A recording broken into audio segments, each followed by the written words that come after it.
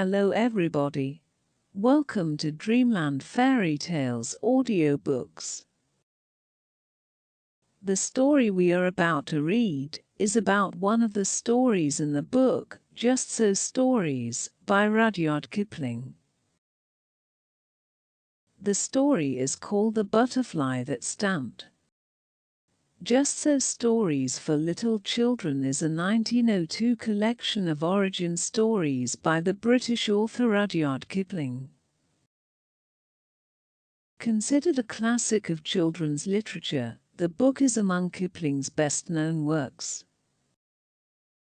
The stories are origin stories and fantastic accounts of how various features of animals came to be. Kipling began working on the book by telling the first 3 chapters as bedtime stories to his daughter Josephine.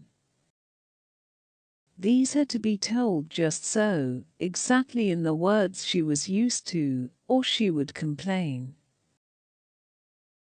The stories illustrate how animals obtain their distinctive features, such as the butterfly that stamped. For the book, Kipling illustrated the stories himself. Rudyard Kipling's Just So stories offer young readers the opportunity to identify literary devices like anthropomorphism and explore the characteristics of what makes a tall tale somewhat believable. Let us begin the story.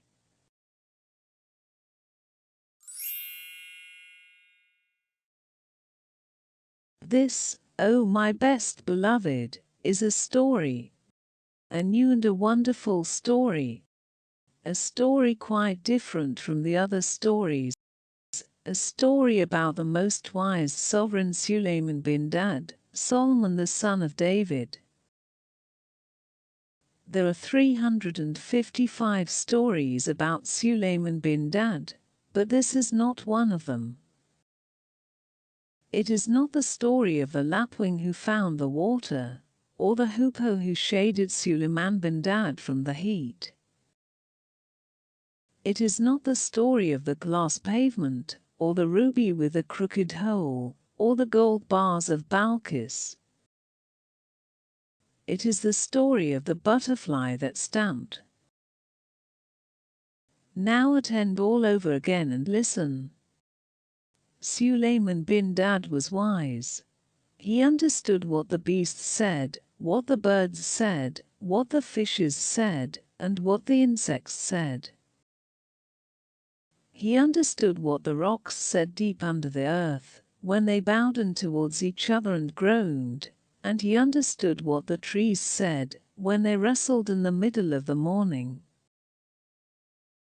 He understood everything, from the bishop on the bench to the hyssop on the wall, and Balkis, his head queen, the most beautiful Queen Balkis, was nearly as wise as he was. Suleiman bin Dad was strong. Upon the 3rd finger of the right hand he wore a ring. When he turned it once, Afrits and jinns came out of the earth, to do whatever he told them. When he turned it twice, fairies came down from the sky, to do whatever he told them. And when he turned it 3 times, the very great angel Azrael of the sword came dressed as a water carrier, and told him the news of the 3 worlds, above, below, and here. And yet Suleiman bin Dad was not proud.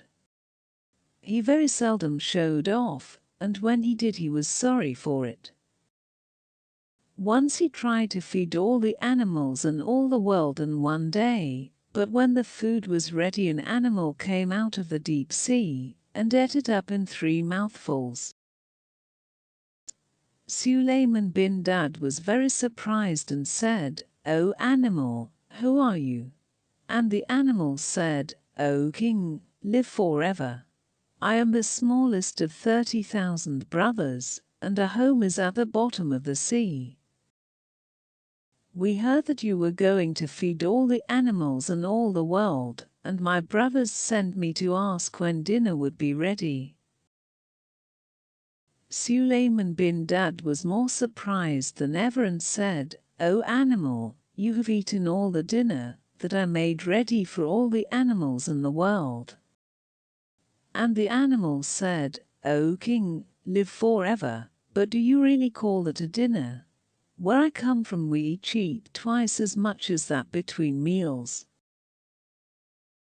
Then Sulayman bin Dad fell flat on his face and said, "O animal, I gave that dinner to show what a great and rich king I was, and not because I really wanted to be kind to the animals. Now I am ashamed, and it serves me right." Sulayman bin Dad was a really truly wise man, best beloved. After that he never forgot that it was silly to show off. And now the real story part of my story begins. He married ever so many wives. He married 999 wives, besides the most beautiful Balkis, and they all lived in a great golden palace in the middle of a lovely garden with fountains. He didn't really want 999 wives, but in those days everybody married ever so many wives, and of course the king had to marry ever so many more just to show that he was the king. Some of the wives were nice, but some were simply horrid, and the horrid ones quarreled with the nice ones, and made them horrid too, and then they would all quarrel with Sulayman bin Dad, and that was horrid for him. But Balkis the most beautiful never quarreled with Sulayman bin Dad. She loved him too much. She sat in her rooms in the golden palace, or walked in the palace garden, and was truly sorry for him. Of course, if he had chosen to turn his ring on his finger and call up the jinns and the afrits, they would have magicked all those 999 quarrelsome wives into white mules of the desert or greyhounds or pomegranate seeds. But Sulayman bin Dad thought that that would be showing off. So, when they quarreled too much, he only walked by himself in one part of the beautiful palace gardens and wished he had never been born. One day, when they had quarreled for 3 weeks, all 999 wives together, Sulayman bin Dad went out for peace and quiet as usual, and among the orange trees he met Balkis the most beautiful, very sorrowful because Sulayman bin Dad was so worried. And she said to him, "O my lord and light of my eyes, turn the ring upon your finger, and show this queens of Egypt and Mesopotamia and Persia and China, that you are the great and terrible king." But Sulayman bin Dad shook his head and said, "O my lady and delight of my life, remember the animal that came out of the sea and made me ashamed before all the animals in all the world, because I showed off.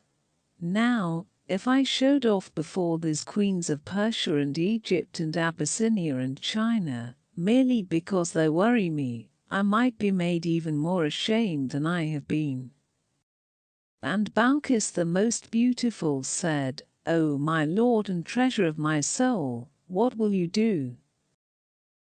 And Sulayman bin Dad said, "O my lady and content of my heart, I shall continue to endure my fate at the hands of those 999 queens who vex me with their continual quarreling." So he went on between the lilies, and the loquats and the roses, and the cannas and the heavy-scented ginger plants that grew in the garden, till he came to the great camphor tree that was called the camphor tree of Sulayman bin Dad. But Balkis hid among the tall irises, and the spotted bamboos and the red lilies behind the camphor tree, so as to be near her own true love, Sulayman bin Dad. Presently 2 butterflies flew under the tree, quarreling. Sulayman bin Dad heard one say to the other, "I wonder at your presumption. in talking like this to me? Don't you know that, if I stamped with my foot all Suleiman bin Dad's palace, and this garden here would immediately vanish in a clap of thunder? Then Suleiman bin Dad forgot his 999 bothersome wives, and laughed, till the camphor tree shook, at the butterfly's boast. And he held out his finger and said, "Little man, come here." The butterfly was dreadfully frightened, but he managed to fly up to the hand of Suleiman bin Dad, and clung there, fanning himself.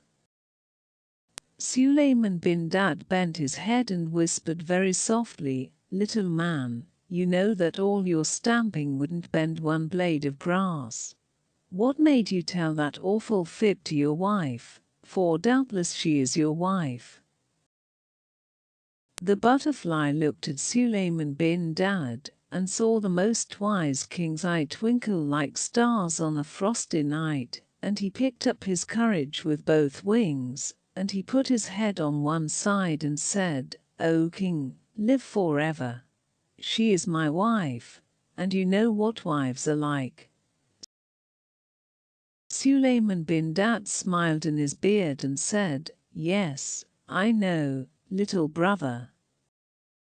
"One must keep them in order somehow," said the butterfly, "and she has been quarreling with me all the morning.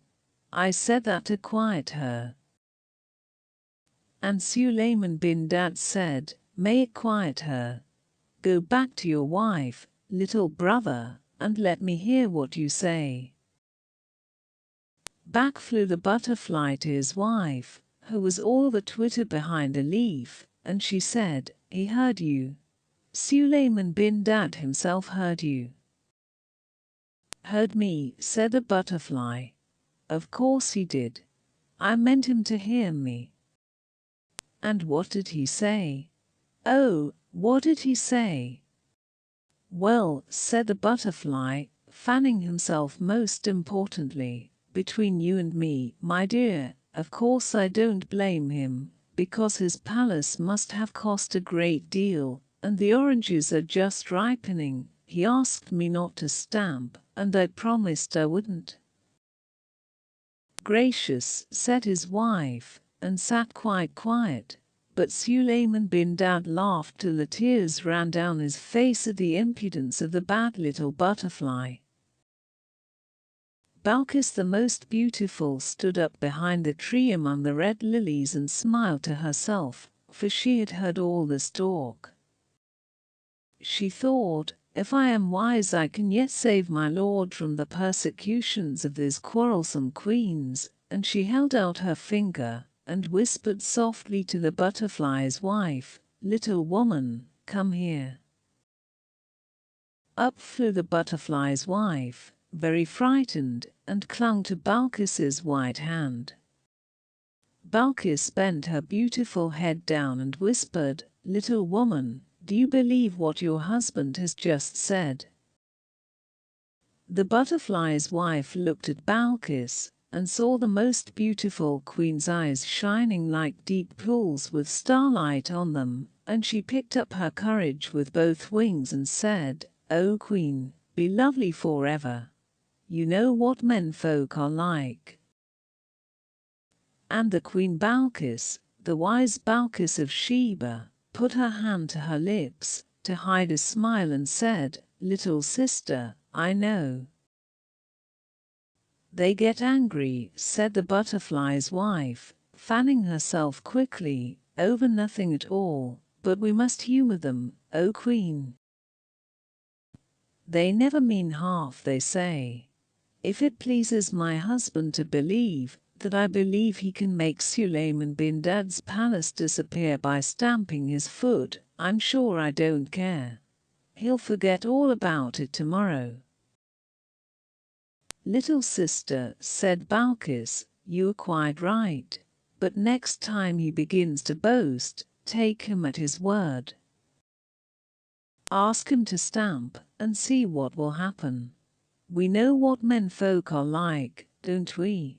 He'll be very much ashamed." Away flew the butterfly's wife to her husband, and in 5 minutes they were quarreling worse than ever.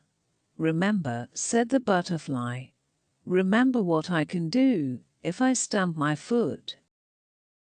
"I don't believe you one little bit," said the butterfly's wife.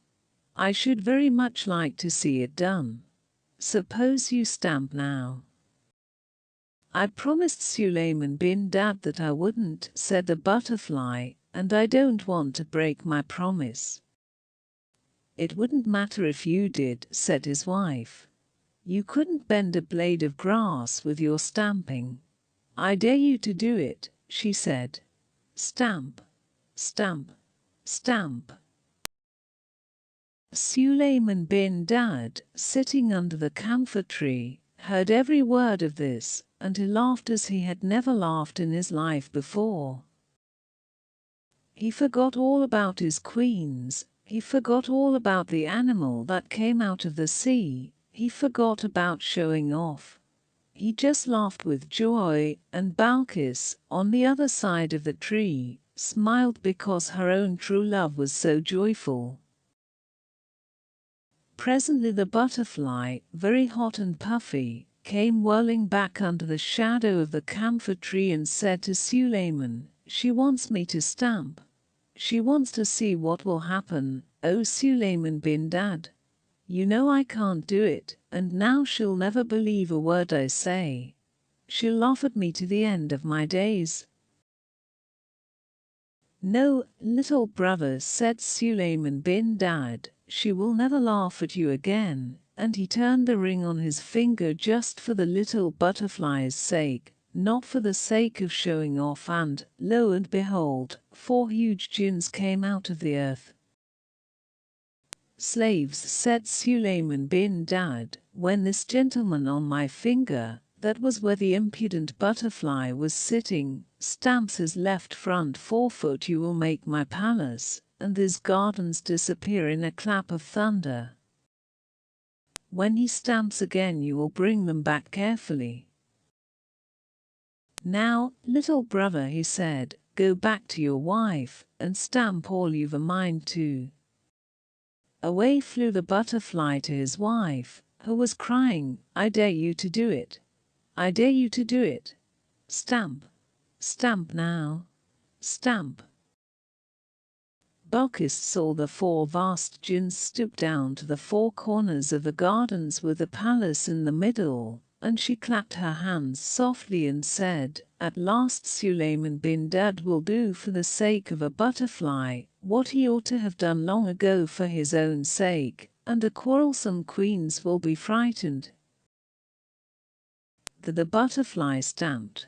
The jinns jerked the palace and the gardens 1,000 miles into the air. There was a most awful thunderclap, and everything grew inky black. The butterfly's wife fluttered about in the dark, crying, "Oh, I'll be good. I'm so sorry I spoke. Only bring the gardens back, my dear darling husband, and I'll never contradict again."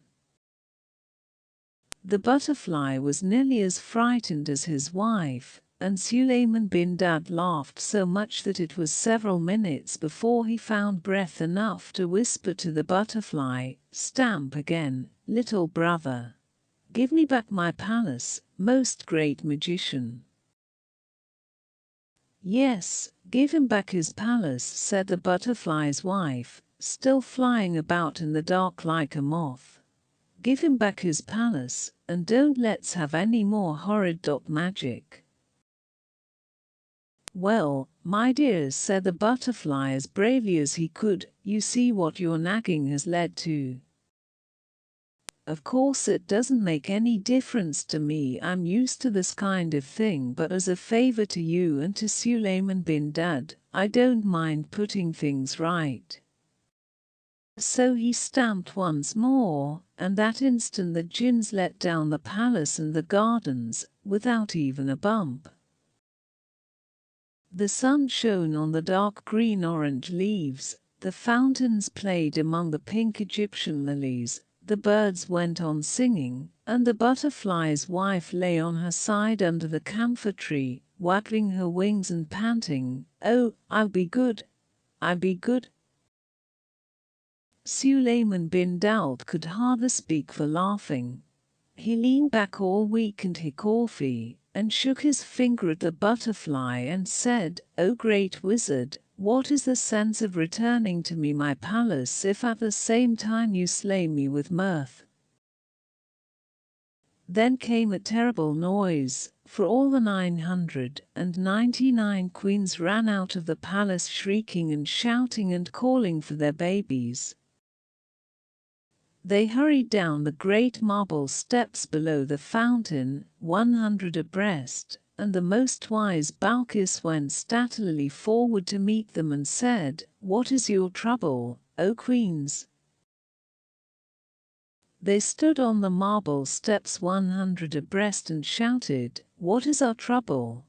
We were living peacefully in our golden palace, as is our custom, when upon a sudden the palace disappeared, and we were left sitting in a thick and noisome darkness, and it thundered, and jinns and afrits moved about in the darkness.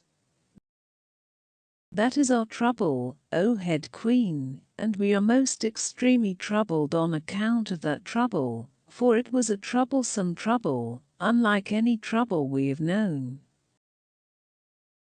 Then Balkis, the most beautiful queen, Suleiman bin Dad's very best beloved queen, that was of Sheba and Sable and the rivers of the gold of the south, from the desert of Zin to the towers of Zimbabwe, Balkis, almost as wise as the most wise Suleiman bin Dad himself, said, "It is nothing, O queens.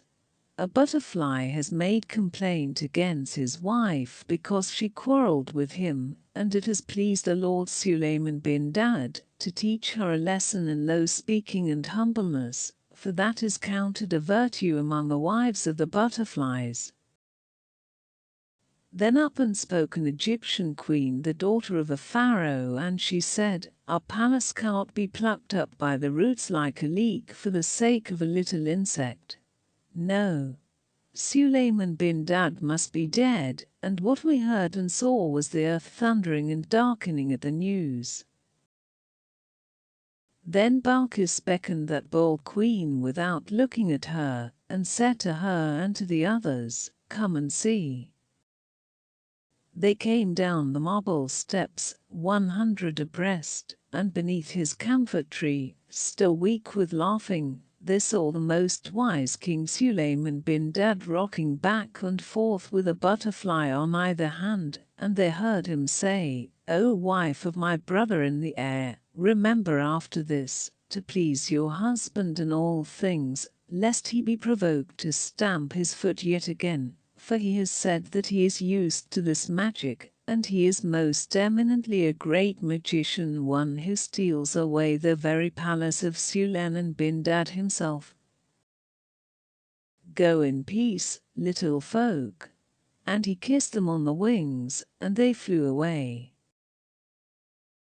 Then all the queens except Balkis, the most beautiful and splendid Balkis, who stood apart smiling, fell flat on their faces, for they said, "If these things are done when a butterfly is displeased with his wife, what shall be done to us who have vexed a king with a loud speaking and open quarrelling through many days?"